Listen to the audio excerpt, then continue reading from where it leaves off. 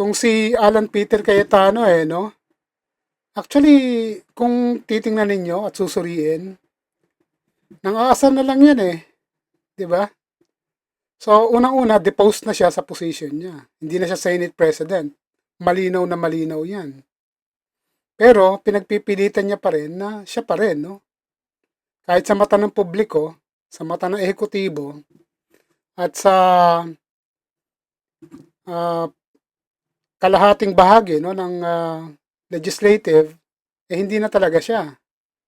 Pati nga yung mga signatures no, sa mga bangko, no, pagpapalabas ng pondo at sweldo no, ng mga staff diyan sa Senado, hindi na siya ang pumipirma. So, siya na lang talagang naniniwala sa sarili niya no.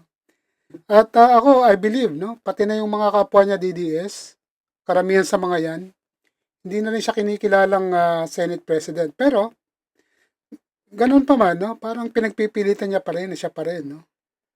At kahapon nga sa last statement niya, parang ikinumpara niya pa no, yung sarili niya kay Ninoy Aquino na napakalaki naman talaga ng pagkakaiba, napakalayo. Si Ninoy Aquino, lumaban talaga yon para sa karapatan, no? Para sa demokrasya. Etong si Alan Peter Cayetano, ano ba yung pinaglalaban nito? Ha? Katulad ng pinaglaban niya sa Kamara nung siya yung uh, House Speaker noon, di ba? Ganun na ganun din yung ginagawa niya ngayon sa Senado So, para sa position lang, sa kapangyarihan, at sa accolades, no?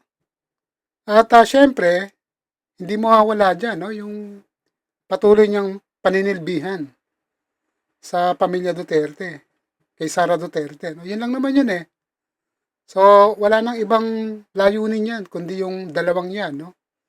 Yung patuloy na manilbihan sa mga Duterte at para sa kanyang kapakanan, no? Sa kanyang sariling pride, no? Para sa posisyon na ayaw niyang bitawan, which is, wala na naman talaga, no? Hindi na siya ang Senate President. So, ngayon, ang karamihan, no? Hindi na yung pagbibitaw niya sa Senate presidency ang sinisigaw. Sapagkat wala na nga no? Wala na yung posisyon na yun sa kanya. Kundi yung pagbibitaw mismo sa posisyon diyan sa Senado, no? Kasi parang ewan ko ba, parang wala na sa katinuan tong taong to. Parang masyado ng nilunod, no? Ng kaswapangan sa posisyon at ng pagiging bulag, no? Sa tunay na paglilingkod. Hindi naman talaga naglilingkod yan sa bayan At sinabi nga natin kanina, yung pamilya Duterte ang pinaglilingkuran yan.